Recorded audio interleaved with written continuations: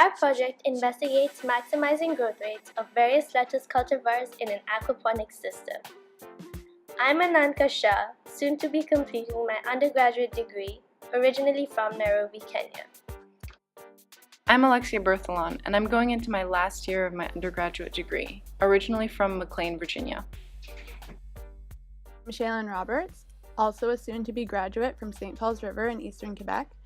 We have all come to McGill University, both the downtown and McDonald campuses, to study environmental science. Our educational journeys then sent us to the picturesque island state of Barbados. Barbados has a population of around 300,000 and a total area of only 430 kilometers squared. Historically, they are known for their sugarcane production as a British colony, but now this nation is more commonly known for its upscale tourist attractions like the sandy beaches and turquoise waters. Barbadian economy revolves around the tourism industry, taking in up to 1 million visitors annually. This has drastically changed the land usage of the island. What was once agricultural land now houses large resorts and villas.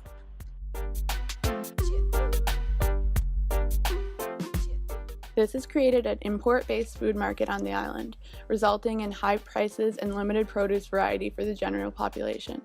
It is because of these food sovereignty issues that we head to Hopewell Plantation in St. Thomas, Barbados, to learn about the operations at Archer's Organics. This locally owned aquaponics farm is taking strides in helping the healthy foods industry and reducing the reliance on imported goods. My main role in Archer's Organics is, officially I'm managing director. But I conceived the idea of Archer's Organics after noticing a distinct lack of fresh local produce on the market, and I'd found out about aquaponics and had studied it for quite a while and came to the conclusion that it's one of the most beneficial and sustainable ways to grow produce, especially for a water-scarce place like Barbados. Using 10% of the same water you would use for conventional growing methods is a huge difference.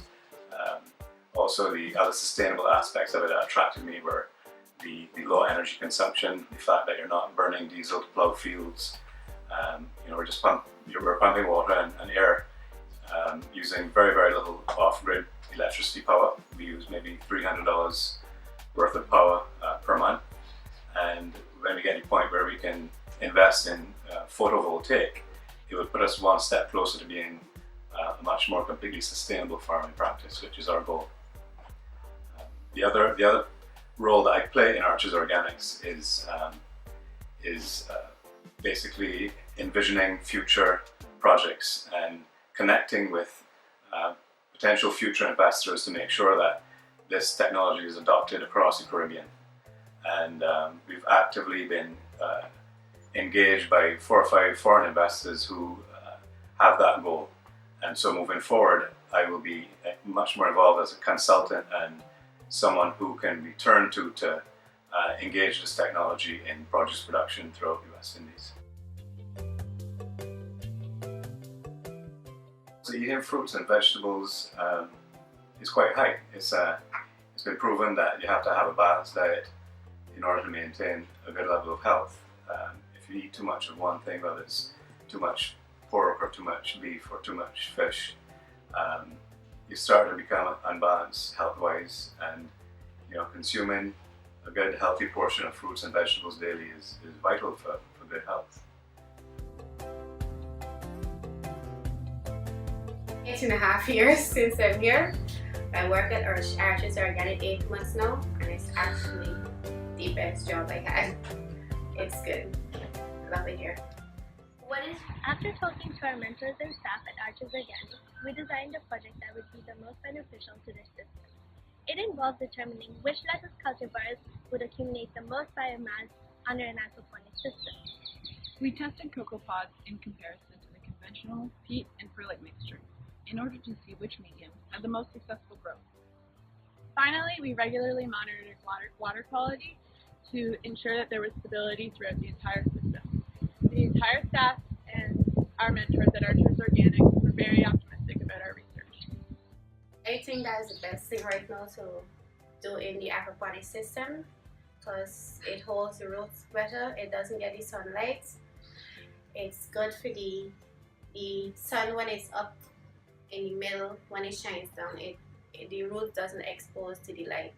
It covers it. So roots actually need the darkness to help the plant to grow, stay healthy, get food, whatever. So I think the coco peat is pretty good.